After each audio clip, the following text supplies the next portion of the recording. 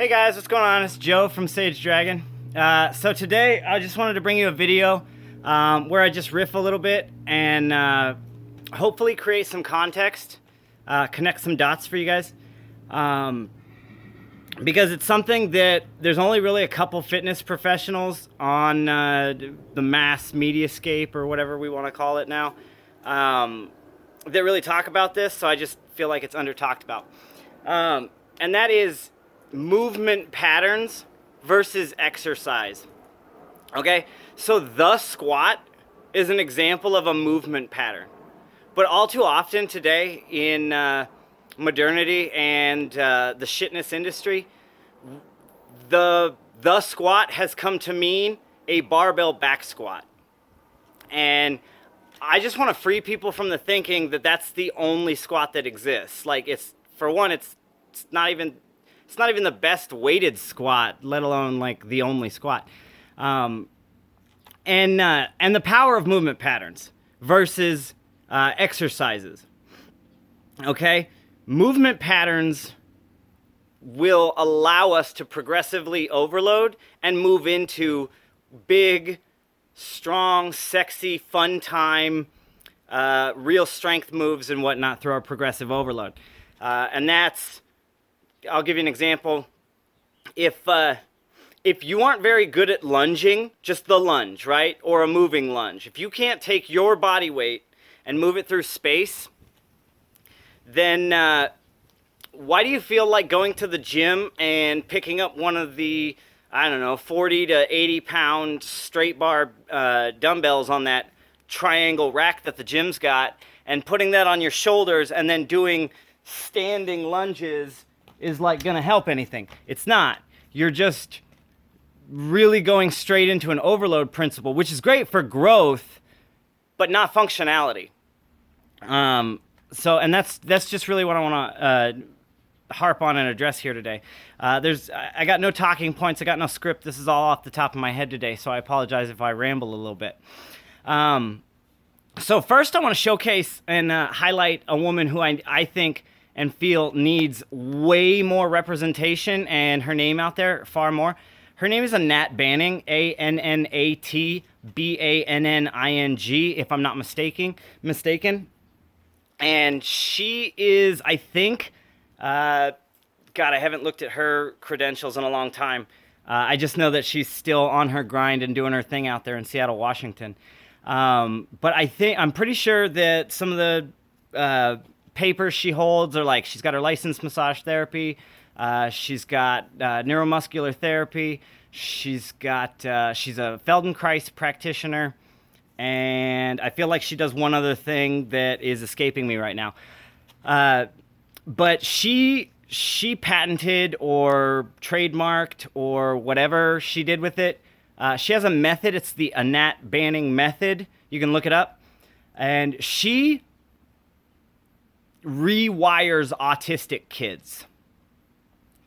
And it's really amazing work because she does it through the use of Feldenkrais and other neuromuscular modalities. So Feldenkrais, to first give you some context on that, Feldenkrais is agonizing and awful and terrible, and I hate every second of it.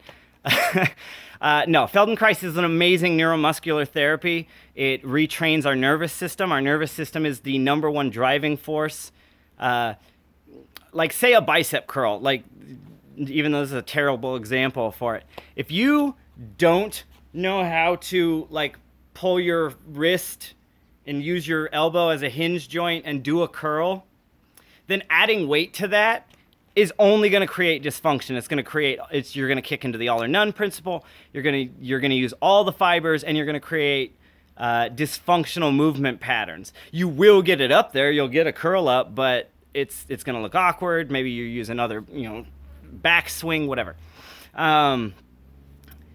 So that doesn't inherently have much value until you've trained that nervous system. Now, if you just sit there and do bicep curls, again, this is it's an isolated movement pattern. I shouldn't have used it. But if you just sit there and do body weight bicep curls, you're going to train that nervous system to get more effective, more efficient, and faster to enervate and innervate, which means faster to respond when you think the thought and then you curl the curl. Your impulse connectivity is going to improve. And that's just training the movement pattern, right? So that's what I wanted to highlight. So Annette Banning's method, she uses Feldenkrais principles. Feldenkrais is going to have you lay on a yoga mat, and it's what is that other name that they use? Sports therapists use it, where they have you close your eyes and you envision you crossing the finish line first, right? Visualization, that's the word. It kind of uses visualization. So if you go to a Feldenkrais class, they're going to have you lay entirely flat on the floor. Now, not every Feldenkrais experience is going to be like the one that I had. I went to an actual, like, old German immigrant who, like, learned it, like, back in the 80s from Feldenkrais himself. And so he was, like, super, like, Asian martial arts teacher, brutal about how he did it. So in my experience, my personal experience, when I went and did a Feldenkrais class, we laid there on the floor, and the teacher would walk us through things like, I want you to bring your right middle finger to your nose, kind of like, boo, and just boop your snout. But if you literally, physically brought your finger to your nose, he would whack you with a stick. The point wasn't to actually do the thing. The point was to use our neural connectivity and visualization to invigorate those nerves and feel yourself do the movement pattern. We were creating a scaffolding for the full movement. So again, in actuality, in the physical reality, we had to just lie on a mat. But in our mind, we had to follow along with what the teacher asked us to do. And that Banning method does something very similar. And then as they progress past, she has a crawl walk run style escalation to her progression. So after the kids get really good at doing it in their visualization on the floor, then they start to move into more actual physical therapy style approach, where the kids get to get up and do something like hopscotch. And they get to actually hopscotch. And then but it all has to do with neural connectivity. So the next thing I can tie to this and the power of the movement pattern is a personal story. And I know that was really quick and dirty overview of the Annette Banning method. Check it out. Check her stuff out. She's amazing. If you've got an Asperger's kid or an autistic kid, or you yourself have autism or Asperger's and you're interested in rewiring your connectivity, like, check it out. Google it. Go check out Miss Banning's method. It's amazing. I can't. But I also, that is the extent of my caveman knowledge on the subject. So I'm not going to continue to profess as if I know more. But now I can roll into a personal experience. So I've been an active individual now for the majority of my life. Now, it averages out that I've been active more so than not. There was a big period of complacency and sedentary between probably 17, or was I 18? I think I was 18 when I quit. Yeah, I quit playing football, and then the Capitol High School track coach didn't know what the fuck she was talking about. So I quit track too, which was like my only passion growing up. And then I got super depressed because I wasn't in any of the sports that mattered to me anymore. So from 18 to 22, I was just I didn't have any self-actualization going, so it was just whatever. And then I joined the Army at 21, And when I joined the Army at 21, we don't exactly get into movement patterning. The Army is a great example of why I'm talking about this. The Army just throws you into the fucking deep end after you get past basic training and the whole TRADOC experience. And TRADOC basically means like training, document, run programs. So like when I was at airborne school, that was still considered TRADOC. So anyways, I'm not trying to give you guys an overview on fucking military structure. So when I got to my unit, my big Army unit, right? I was in the 173rd. I was an airborne paratrooper. When I got there, the heaviest ruck march I had done previous to that point in my Army time was like a full kit, right? Which is on paper full kit, which is like 35 fucking pounds in your rucksack, and like your full gear, which maybe you've got 60 pounds, like with basic training gear, maybe you have 60 pounds of gear, and then they throw 35 in a ruck. Like, it wasn't that big a deal, right? My first, actually, I fudged this a little bit. Before I got to my big unit, I went through Ranger selection. And Ranger selection, the entire purpose of the Ranger assessment and selection process is to break you the fuck off. They just want to see who has like the mental will and the physical ability to just push through. The first 3-4 weeks of it was just them smoking the fuck out of us and trying to kill us. That was part of why I dropped out. I was a medical drop. I was a medical recycle. I was a medical recycle followed by a voluntary withdrawal because I didn't want to. I only had a 3-year contract, and not the point. So when I got to Ranger, we had what was our first fucking ruck? I think it was 5 mile. I think the first ruck was 5 miles, and this is immediately after, the day after we did 12 miles in total, because I think it's 6 miles down and 6 miles back to the smoke pit. And the very first day of Ranger selection, they just fucking say go, and you run following this whatever gazelle-like Ranger cadre they find, the one who's the best at running, you know? Because like Sergeant Shim fucked us up in combatives, but like Sergeant Guillon fucked us up on the rock wall because he was good at rock climbing, and Sergeant Shim's a Muay Thai champion, you know? So they just selected the best cadre for the best thing.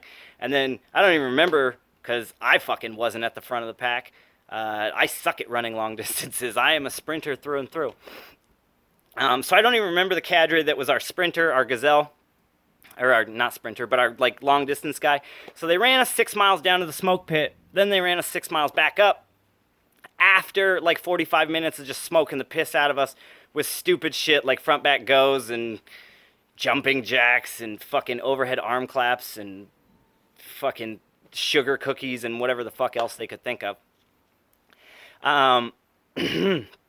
So immediately at like the next day, like while you're recovering from that, we got like a dinner chow, and then we went home and we immediately had to pack our rucks. And the requirement for the ruck was, I think, 60 pounds. It was a long time ago, and I've sustained a lot of brain damage since then, so not all of the memory is clear. I believe it was about 60 pounds.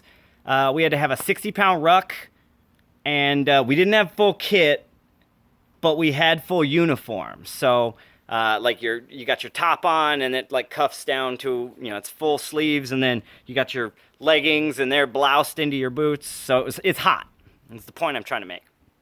And they had us on this like 5-mile ruck run because it was only supposed to be a ruck march, but they took us around a lot of turns, and every time you would go around a turn, somehow the fucking line in front of you would be like 400 meters ahead, like you're in some weird vortex, and then you'd end up like having to run.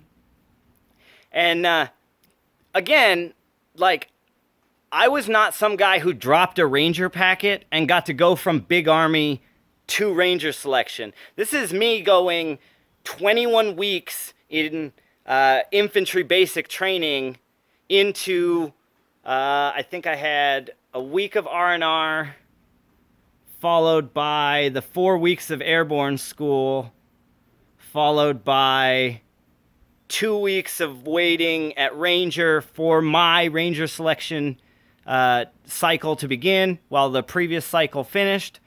And then in that time, we deconditioned a bit because while I was in Ranger selection holdover, we weren't doing PT. I had to do my PT myself to stay in some semblance of shape. Sorry if you guys can't see me. I just noticed that my screen's kind of dark. Sorry if you guys can't see me all that great today. I'm hiding in the shade. It's 107 in Texas today, and I'm already a 3-time heat casualty. So it's just my pretty voice and some semblance of beard that you get to see today. But anyways, so we deconditioned a little bit, and then the first 2 days of our actual selection process cycle, they over-condition the piss out of us, and then they demand this 60-mile ruck march. And the point is, if I had known, because they also didn't really tell us, we knew we had a loose syllabus with selection. We knew there was going to be a 5, 10, and then 15-mile ruck march, but we didn't know when or what order any of those were going to be in.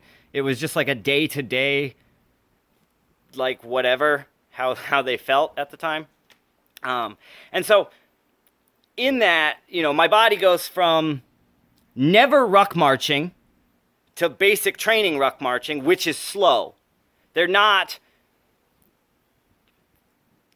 I think 60% of my basic training course, I know for a fact that 30% of my basic training course was National Guard officers getting their basic training out of the way. And I know that because after the first, 14 weeks or 15 weeks, all of a sudden the entire first platoon was gone. They were just gone. And we asked the drill sergeants, they were like, oh yeah, they all went back to college. And so then what was left, the 3 platoons that were left, 2 of those platoons, no, 1.5, I should say. 1.5 of those training platoons were known. They had X-ray contracts, which meant they were going to the Special Forces Q course, or they had Ranger selection immediately following. And then there was half of my platoon had some sort of not big army infantry contract assigned, but then 3rd platoon, I'm pretty sure all of 3rd platoon ended up going to Fort Bliss and Fort Hood. And Fort Hood was where I was supposed to go until I started getting up every morning an hour early and got myself a fucking Ranger contract, because ironically at the time I was like, how can I not go to Texas ever? And then here I am on my own accord, which is hilarious, but not the point.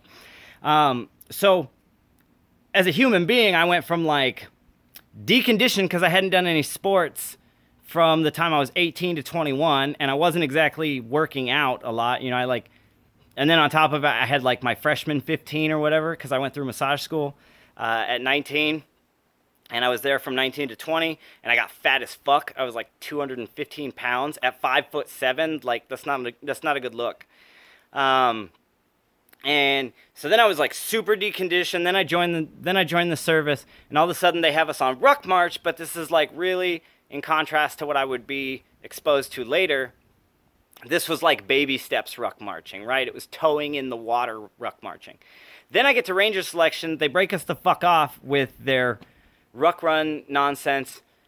Then I decondition again in worldwide holdover, waiting for orders to go on to whatever unit needed an airborne qualified soldier that wasn't Ranger selection, because I had voluntarily withdrawn after my second heat casualty in Ranger selection. And so I was waiting. We got deconditioned again, because if you were worldwide, they definitely didn't do PT with you. And then so I deconditioned again. Then I got to my big unit, right? And the big unit that I got to was the 2503 173rd ABCT, and they're might have changed now, but I'm pretty sure they're the most decorated unit, airborne unit in the Army. Like, most Medals of Honor, most fucking Silver Stars and shit. Even while I was there, Staff Sergeant Sal Giunta, he got a Medal of Honor for his actions in OEF 8 or 10, OEF 10. Again, brain damage. Can't remember the shit that is no longer part of my life. And so, like, the point I'm making in bringing that up is that they took themselves very seriously, and they expected you, regardless of whether you were like a fresh contract guy or this was your third fucking duty station and you came from SF or you came from Ranger Battalion, because we got plenty of guys who got DUIs and got kicked out of Ranger Battalion and they ended up at the 173rd or the 80 or the 82nd. And so, like, regardless of where you were on that spectrum, my NCOs at the 173rd, they expected us to be at, like, their combat experience equivalency right from the get-go. There was no fucking progressive overload. You know, especially, and then on top of it, I was in a D company, so we had Humvees with 50 cals and ITAS systems and just other heavier artilleries. So they expected you to be able to pull your weight, and we were in a mech unit, light mech, but still mech, whatever, in contrast to the other line guys. Not the point, Joseph. And so, like, my first ruck march with my unit, it was like my fourth fucking day with the with Destin Company 2503, and Specialist Skarupa shows up to my room, and he's like, all right, man, I'm here to make sure you packed your ruck right. And I was like, cool. And I had packed my ruck, but nobody had given me guidance previous to Skarupa showing up. So, like, I packed my ruck to, like, I just figured it would be expert infantryman badge fucking standard, which is, you know, 35 pounds plus full kit.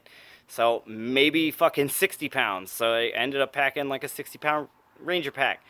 And he comes in and he lifts my pack up and he's like, that is about half the weight you need it.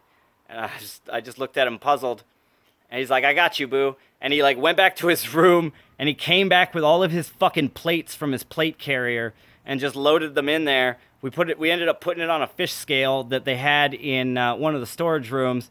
It came out to like 115 pounds. He was like, good enough. And then, this is fucking 5 a.m. I'm still getting accustomed to Italy's time zone, where the unit is. And, he's banging on my door, making sure that I'm ready for Wednesday's PT. And then the first, so then as I have to, like, hobble with this 115-pound ruck, I don't have a proper gait for it. I have shitty body position. Like, everything about it's, I'm just all or none principling my way just to the fucking company area, right? And so I'm already creating dysfunctional movement patterns just trying to get my ruck there. Then I get there, and I'll never forget this. Sergeant Becker fucked me up for the way I walked. Like, once we started the ruck march after fucking morning check-in or revelry, and everything, we were dismissed for PT. My platoon was doing rucks that day, so we grabbed our rucks. We headed out the front gate, and they told us after we got out the front gate, they were like, "Hey, Litke, I hope you're up for this. It's 12 miles today." And that's all they told me, too. By the way, they were like, it's 12 miles today. They didn't tell me it was fucking Goat Trail, which is literally an old Italian goat trail. That's why it's called Goat Trail. There's also Jurassic Park, which is another trail, which is awful. And I think that one is 15 or 16 miles. And then there's Monte Berco, which is, I think, 13 and a half. But at least Monte Berco ends up with a nice view. If you've never run to the top of Monte Berco, you're missing out. If you've never hurdled over Italian homeless people on the way up church steps, like, you're missing out. No, I'm just kidding. But anyways, so long-winded explanation of that was, so Becker's fucking me up, right, for the way I walk. And I didn't understand what that meant. And he went on to kind of instruct us, or me specifically, but like the rest of the platoon. He was like, listen, stop. I'm going to try and get into frame so you guys can see here. Because when you got your ruck on, it's this big-ass backpack, and it doesn't exactly always sit high. So sometimes it sits low, and you end up doing like this, and you end up just kind of waddling forward. So he adjusted all my straps so that it would sit higher. You want your ruck march high on your shoulders so that your core can remain upright, just like a good squat. Unless you're doing a competition powerlifting squat, which is a separate beast altogether. But the point is, you didn't want a competition powerlifting squat form ruck walk. Like, you wanted a fully upright torso, hips underneath you, so that your legs could be as ambulatory as possible and carry you. I couldn't get it. No, couldn't get it. I didn't get that. Like, I physically was incapable of that to such an extent that I am enough of a proactive thinker. I recognize that, A, I don't want to get fucked up by Becker every Wednesday, because they let me know, at least my big army unit let me know, like, every Wednesday is ruck day. Every Monday is fucking long-ass distance running, and every Friday, all we do is push-ups. So, like, they let me know, like, Tuesday and Thursdays, we don't know exactly what we're doing for PT, but Monday, Wednesday, Friday, we know exactly what we're doing. So I was like, okay. So I knew I didn't want to get fucked up by Becker every Wednesday for, like, not knowing how to walk, feeling like a toddler or whatever. So I started doing ruck marching on my own in my personal time after close of business. And just to get the form down, just to, like, get used to, like, I started with an empty backpack, just to, like, get used to getting it positioned and then walking with it positioned. I accidentally stumbled into progressive overload concepts just to not get fucked up by my NCO. And that really started to help me train up, and it really helped me understand. And then when later I was in a position of soft leadership, mostly just because we didn't have any other fucking NCOs assigned to us for a period of time. Like, at one point, never mind, I'm not going to go into that story. It's not fucking fitness related. But, like, later when I started getting to the place where, like, I had to be specialist Skorupa, conceptually speaking, I would still not lower the standard, and I would still, like, make them load to a 115-pound pack, like was introduced to me as the standard, but I would also be telling them, like, listen, man, on, like, Saturday, Tuesday, and Thursday, because those are our lighter PT days, and Saturday's a day off, you need to be out walking with your backpack. You need to be out rucking, go down to the football field on post, because that's where we run our 2 miles for the our PT test, so there's a track there. It's not a true track, but there's a track there. And just go ruck there and just get used to it. And I saw a lot faster progression from my guys than I saw from myself under other people's leadership, because I had kind of accidentally stumbled into that. I didn't have my fitness certificate yet. I got that when I left the Army. Because I just wanted a dual cert with my already active massage license. And so the point was about focusing on that movement pattern, focusing on the kind of sandbar bird. You got to get really good at that upright torso, and then you got to get really good at taking a lot of little itty-bitty choppy steps. However, here's the other thing, though, too. Through training for that specific thing, that specificity, I was also taking away from other things. So when I came home, I had to, like, correct my gait and start doing gait training again, because I started noticing that, like, just walking caused low back pain. But that's kind of a rehab story for another day. Give me a second. I'm going to breathe and just kind of refocus myself because I feel myself going left and right on this topic. Movement patterning. Okay, so don't confuse when somebody tells you like you need to do squats for thinking that the only thing they mean is barbell back squats. Okay? In fact, if you are at a place where your heels come off the ground or your toes come off the ground, depending on where your center of gravity is, when you do a body weight squat, or if doing 15 to 20 body weight squats starts to cause your groin to cramp up, you're not ready. You're just fucking weak. So you're not ready for like weighted barbell back squats yet. You're not even ready for pendulum squats. You're not even ready for like adjust the bar front squat yet. You know, it's like you need to just be focusing on that body weight squat. This plays off of the previous video I did that talked about mobility first. They go hand in hand. If you have mobility with no strength, you're just flaccid. And if you have strength with no mobility, you're just congested. You know, either your joints are impacted because you have no mobility to go with your strength, or your joints are fine but you can't fucking lift your fork to your face because you're weak as shit because you're nothing but flaccidity, right? You want to find somewhere in the middle. If you don't have the range of motion to do a move, but you have the strength to do it, you can't do that move. And if you have the range of motion, but not the strength to do a move, you can't do that move. You're not doing that move, not in the true sense.